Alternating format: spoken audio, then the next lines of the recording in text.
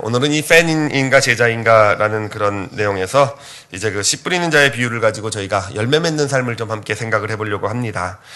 이 말씀 가운데서 물론 우리가 구분할 수 있는 것은 네 종류의 어떤 밭이 나오는데 길가가 나오고 그 다음에 바위가 나오고 그 다음에 가시떨기 밭이 나오고 그 다음에 옥토가 나오는데 그 제자는 누구겠습니까? 이 넷 중에요?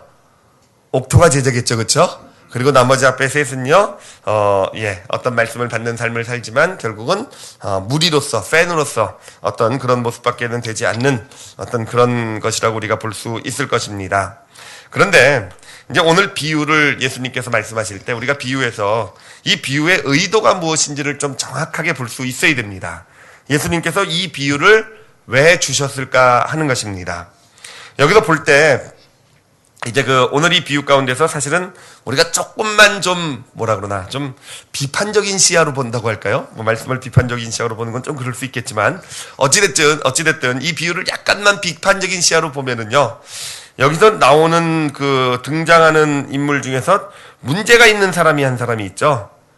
누구냐 하면은요, 씨 뿌리는 사람이 문제가 아니겠습니까? 씨 뿌리는 자.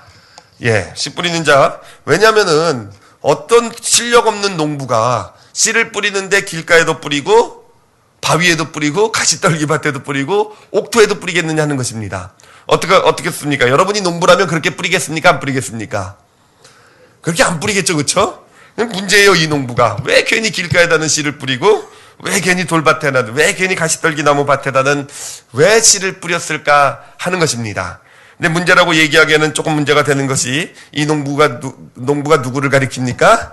하나님을 가리키니까 하나님 보고 문제라고 얘기할 수는 없겠죠, 그렇죠? 그럼 뭔가 이유가 있을 거예요. 왜 농부가 어떤 그런 길가에도 뿌리게 되고 돌밭에도 뿌리게 되고 가시떨기 나무에도 뿌리게 되는지 그 이유가 있을 것입니다. 그 이유는 뭐냐면은 이유는요, 우리가 이스라엘의 어떤 그런 지리를 알면은 그 이유를 파악을 할 수가 있습니다. 이스라엘은 농사를 지는 우기가 있고 또 농사를 지을 수 없는 건기가 있는데요. 우리나라와는 좀 반대입니다. 우리나라와는 반대로 약 한 4월 정도 말경이 되면은 건기가 시작이 돼서 한여름이 지날 때까지가 건기입니다. 그래서 약 11월 초까지가 건기가 되고 그때는 농사를 지을 수가 없습니다.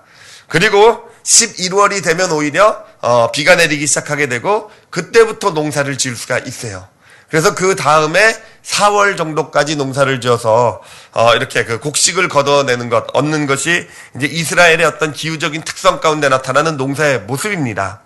그런데 여기서도 우리가 볼 수 있는 게 뭐냐면은 이스라엘의 지형을 한번 쭉 생각을 해보세요. 이스라엘의 지형을 생각해 보면은 이스라엘의 서쪽에는 뭐가 있겠습니까?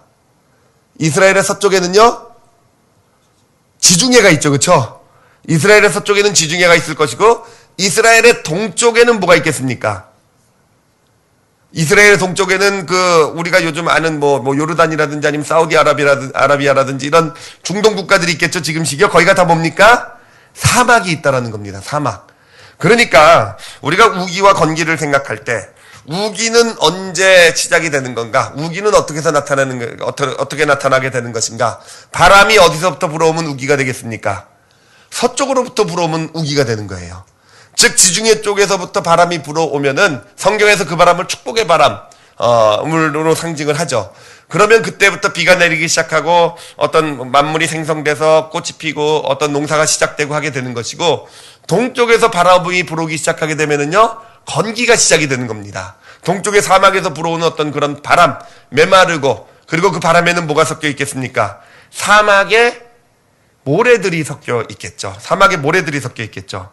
그렇기 때문에 건기가 시작되게 되면은요, 이스라엘에는요, 동풍이 불어오게 되고요. 동풍이 불어오면은 아주 큰 먼지, 모래 바람들이 불어오게 됩니다. 모래 바람들이 불어오게 돼가지고 약 한 5개월, 6개월 이상 모래 바람이 불어오게 되면은 온 이스라엘은 건기가 끝나고 나면은요, 온 토지가 바로 이 아라비아 사막으로부터 날라온 모래로 다 덮이게 된다라는 것입니다. 그렇기 때문에 이전에는 우기 때는 여기는 길이었고 여기는 밭이었고 저기에는 돌이 있었고 이런 것들이 건기가 끝날 때쯤 되면은 구별이 안 된다라는 것입니다. 구별이 안 되고 그냥 모래밭이에요. 다 모래밭인 상황이고 그 가운데 이제 이른디라고 해서 비가 10월 말쯤에 첫 번째 비가 내리면은 그 비가 내린 비가 내리면 씨 뿌리는 시기가 되는구나 해서 농부들은 나가서 이제 씨를 뿌리게 되는 것이죠. 그런 상황인 것이죠. 그래서 이 비유는 바로 그런 상황에서 지금 이루어지고 있는 것입니다. 그런 상황에서 농부가 실력이 없어서 씨를 어떤 그런 어떤 길가에도 뿌리고 바위밭에도 뿌리는 것이 아니라 그 겉으로 볼 때에는요, 씨를 뿌리기 시작할 때는요, 전혀 구분이 안 된다라는 거예요.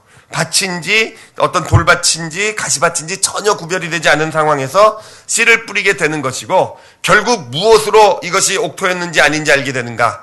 나타나는 열매로 알게 된다라는 것이죠. 자라나는 모습을 보면서 바로 그냥 죽어버리면 길가였구나. 거기서 조금 막 활짝 피어나다가 이른 비가 내렸으니까 바위 위에 물이 고여 있으니까 뭐 싹이 잘 자라겠죠. 잘 자라다가 갑자기 죽어버리면은 이거는 돌밭이었구나. 어떤 보면은 자라나가다 가시떨기 같이 자라나면은요, 가시떨기 씨는 어디서 왔겠습니까? 그것도 사막에서 왔겠죠, 그렇죠? 사막에서 온 가시떨기 같이 자라나면은 가시떨기 밭이었구나. 또 옥토에서 자라나는 것은 열매를 맺는, 이렇게 열매를 가지고 구분해낼 수 있게 된다는 것입니다. 오늘 이 비유, 예수님께서 우리에게 주신 이 비유의 포인트는 뭐냐면요, 그러므로 우리는 이 씨 뿌리는 비유를 생각했을 때 어떤 것을 보고 돌밭이다, 어떤 길이다, 아니면 가시떨기 밭이다 판단하라는 의미로 예수님께서 이 말씀을 주시지 않았다라는 겁니다. 이거는 아무도 모른다라는 겁니다. 심지어는 실력 있는 농부조차도 밭의 모양이 어떤 것인지 알지 못한다라는 거죠. 지금 제가 여기 있으면서 영안을 뜨고 딱 여러분을 봐서 여러분은 돌, 누구는 길가, 누구는 가시떨기, 이렇게 볼 수 없다라는 겁니다. 아무도, 심지어는 농부조차도, 실력 있는 농부조차도 구분할 수 없다라는 것. 뭐만 가지고 알 수 있느냐? 열매만 가지고 알 수 있다라는 것. 그리고 또 하나는 누구만 알 수 있다라는 것이냐? 바로 자기 스스로만 알 수 있다라는 것입니다. 그래서 이 말씀은 우리가 우리 자신을 점검해 보라고 하나님께서 주신 거예요. 하나님의 말씀이 내 마음밭에 떨어졌을 때, 내 영혼의 밭에 떨어졌을 때 나는 과연 어느 쪽으로 반응을 하고 있는지를 살펴보라는 것. 누구를 바라보면서 최정 목사님은 예전에 옥토 같았었는데 지금은 돌밭이구나, 뭐 이렇게 판단하지 말라는 것이죠. 죄송합니다. 혼자 늘 만만하니까.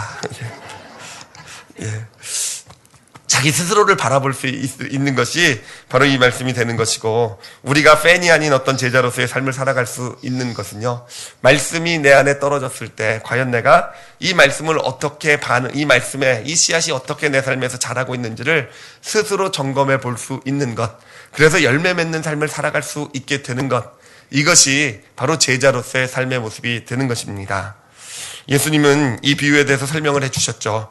씨앗이 딱 떨어졌는데요, 곧 밟히면은요, 싹도 나지 않고 없어지면은 길가라고 그랬어요. 나에게서 말씀이 떨어졌는데, 예배는 참석하는데, 말씀은 듣는데, 말씀을 듣고는 끄덕거리기까지는 했는데, 교회 문 밖을 딱 나가는 순간부터 말씀이 전혀 기억이 안 난다. 뭐겠습니까? 길가의 모습이 나에게 있구나. 길가라고 정죄하라는 게 아닙니다. 나에게 길가의 모습이 있겠구나라고 보라는 거예요. 뭔가 내가 어떤 말씀을 받고 은혜도 받아서 어떤 정말 기쁘고 내 안에서 어떤 즐거움이 막 있었어요. 근데 예수님의 어떤 말씀을 보니까, 말씀으로 인해서 어려움이 찾아오면요, 말씀으로 인해서 어떤 그런 환란이 찾아오면은요, 곧 시들어버리는 게 바위래요.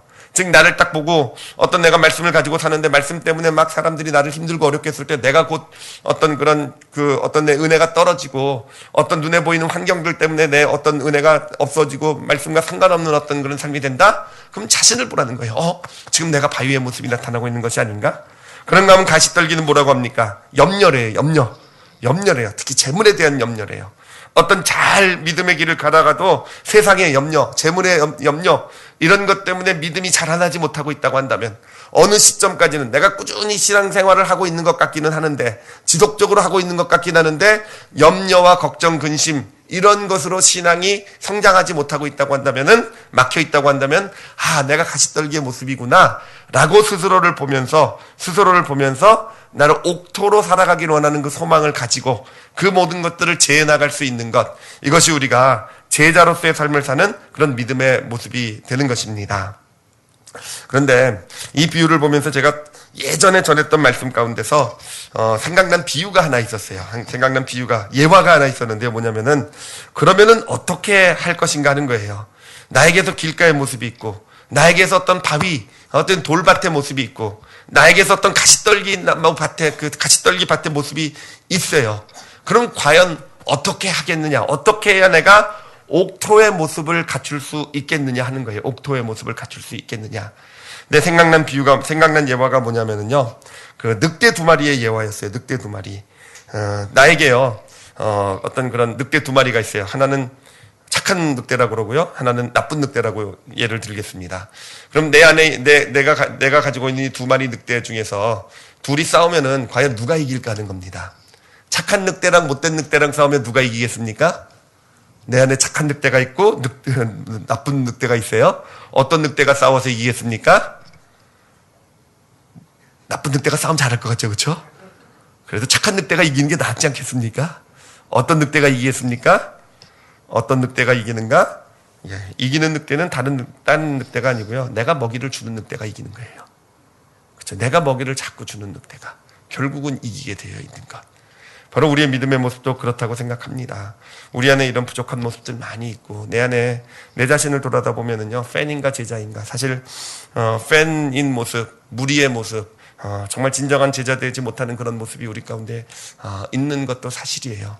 그렇지만 또 내 안에 어떤 모습이 있습니까? 제자가 되고 싶은 마음이 있잖아요, 그렇죠? 정말 이왕 믿음의 길 걸어가는데 예수 그리스도 당시였던 그런 5,000명의 오병이어를 경험한 5,000명의 사람이 되기보다는 정말 제자들과 같이 영생의 말씀이 주님께 있으니 따라가기를 원하는 그런 소원이 우리에게 있잖아요. 또는 어떤 그런 니고데모, 어떤 밤에만 나타나는 신분을 가리고 사는 니고데모이기보다는 십자가 앞에 모략과 유황을 가지고 나온 니고데모이고 싶은 마음이 우리 가운데 있는 것 아니겠습니까? 바로 우리 가운데 내가 그렇다고 한다면은 우리에게는 다 이런 모습이 있어요. 길가, 바위, 가시떨기, 옥토의 모습이 다 있을 때, 팬의 모습도 있고 제자의 모습도 있을 때, 과연 내가 누구에게 먹이를 줄 것인가 하는 거예요. 과연 내가 평소에 살아가면서 누구에게, 내 마음 가운데 어떤 그런 갈등이 생기고 문제가 생기고 어떤 이런 믿음의 길에 어려움이 생기고 이랬을 때 과연 내가 누구에게 먹이를 줄 것인가. 그것이 바로 우리가 팬으로 머물러 있는 것인가 아니면 제자로서의 삶을 살아가게 될 것인가, 바로 그것을 결정하게 되는 것입니다. 우리의 교회 성도들은 모두 다 옥토가 되시기를 바랍니다. 그래서 몇 배 열매입니까? 100배, 60배, 30배예요. 물론 열매 맺는 것은요, 가장 큰 특징은요, 시간이 걸린다라는 거예요. 그리고 예수님께서 왜 이것을 씨앗의 비유로 주었을까? 왜 식물의 비유를 자주 주셨을까라고 생각했을 때 이것은요, 식물이나 어떤 나무 씨앗들 이런 것들은요, 우리 눈으로는 자라나는 게 보이질 않아요. 그렇죠? 우리 눈으로 가만히 내가 나무를 쳐다보고 있다고 해서 나무가 0.03mm 자랐구나, 오늘은 0.0002mm 자랐구나, 볼 수 없는 거 아니겠습니까? 그렇지만 그 나무라는 것은요, 꾸준히 나도 모르는 새 시간이 지나다 보면 자라서 결국은 열매를 맺게 되는 것. 우리의 믿음의 모습도 그렇지 않겠습니까? 우리가 분명히 100배, 60배, 30배 결실을 맺는 씨앗, 말씀의 씨앗이 우리에게 예수님께서 심어주고 계신 것이고, 우리가 꾸준히 먹이를 주고 어떤 가꾸고 정말 그 옥토에 어떤 그런 마음을 쏟을 수 있게 될 때 우리 자신은 아무것도 변화도 없는 것처럼 보이고 더디가는 것처럼 보여도 분명히 정말 그 말씀의 축복이 100배, 60배, 30배의 결실을 맺게 할 것입니다. 그러면 오늘도 여러분에게 약 한 3분에서 5분 정도 묵상으로 기도하는 시간 좀 드리도록 하겠습니다. 오늘 들은 말씀 생각하시면서 여러분 깨달아진 것들, 혹시 자신에게 하나님께서 주셨다고 생각하는 그런 깨달음들을 한번 좀 정리해보는 시간 가지시기 바랍니다. 정리해보시면 분명히 도움은 될 것이에요. 4일간 하는 우리 특별 새벽 예배지만 올 한 해 하나님께서 우리에게 원하시는 길, 제자의 길, 내가 어떻게 살아야 될지에 대한 어떤 그런 가이드가 분명히 될 것입니다. 그래서 여러분 한번 정리도 좀 이렇게 해보시고요. 또 결단의 제목, 소망 같은 것 있거든, 이렇게 적어도 보는 시간, 또 글로 하나님께 마음을 고백해도 좋을 것 같아요. 뭔가 소원 같은 것 있거든, 기도 제목이 있거든, 글로 좀 적어보셔도 좋겠고요. 그리고 적는 게 좀 불편하시고 그러신 분들은 그냥 마음으로, 우리 묵상으로 말씀 다시 생각하시면서 영혼에 담아보셔도 좋겠습니다. 각자 좀 시간 드리도록 하겠습니다.